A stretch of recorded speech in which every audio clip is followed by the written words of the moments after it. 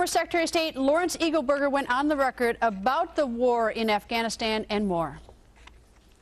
Afghanistan, what's your assessment? I hope you're not going to run all this at one time, because I have to tell you, I'll have everybody so depressed they'll never come back again. Afghanistan, I think, it's more than beginning. I'm beginning, though, to feel a lot of the similarities with the earlier days of Vietnam. And I regret to say that, but we've gotten ourselves into the country, and now it's fairly clear we can't get out without some serious psychological problems in terms of how the rest of the world looks at us. It's clear now that the administration has, the president has sort of all of a sudden said, hey, hold up a while, I want to take another look at this thing. After having first said, time and time again, said that this is the real war, this is what we ought to be fighting. Now he's called a halt for the moment in the face of a request from the general for another, what, 40,000 troops or something like that. In other words, another heavy installment of troops. And he says he can't win this thing without them.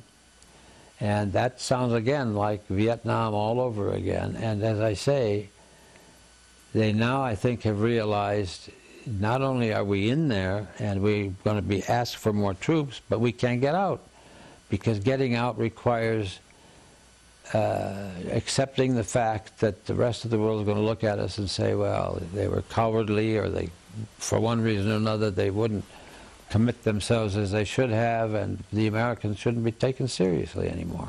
There are some psychological consequences to getting out that are going to be fairly painful. So I have to tell you, I think the president has no alternative at this stage but to put the troops in, or requested.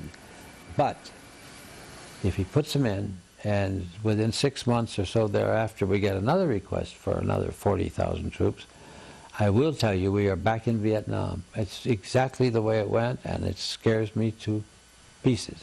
Is this administration different in your view from the most recent Democratic administration's, President Clinton's? Yes. I mean, you say that this one, you're critical of this one. I mean, what way are they different? Well, in the first place, I think they're very different from the Clinton administration, for example. But they're different. I'm having a terrible time expressing it because the difference is so great. Clinton was within the context of most American administrations from the end of the Second World War. Namely, that we knew where we were in the world, we knew what our role was, and we were going to, we were going to do what we could to keep some peace and security in this world, and to build structures to maintain it.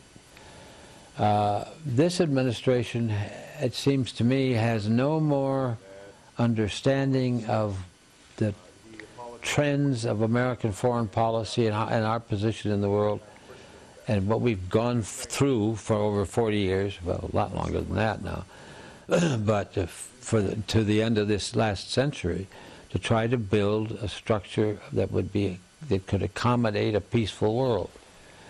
I don't think they have the least understanding of what it is that's gone before us and what it is we need to keep in mind as we try to build structures for the future. This president has spent his time talking in public every chance he gets, and yet I see nothing that comes out of that talk that leads to anything concrete. And classic example, there is no reason in the world that the fuss over the over the health bill ought to be anything like it has been and continues to be.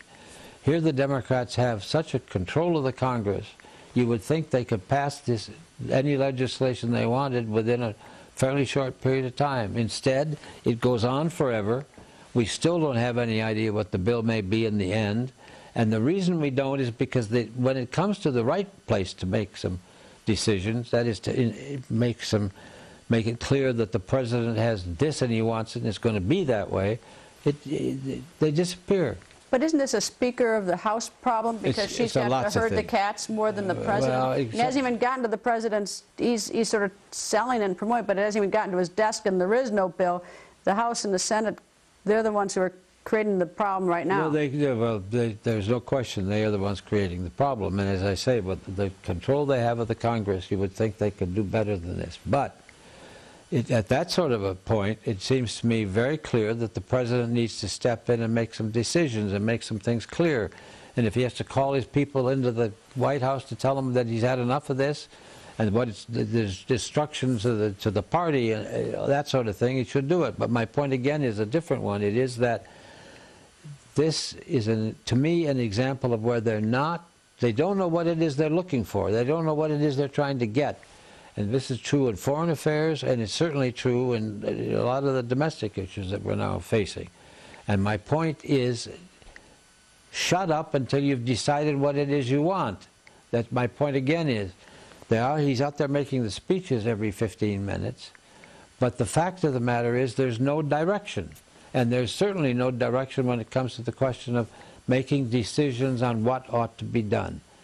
And it is that concerns me most of all, that we have an administration that looks as if it's decisive, that talks nicely, but that is anything but decisive, is anything but one that is prepared to lead. Up next.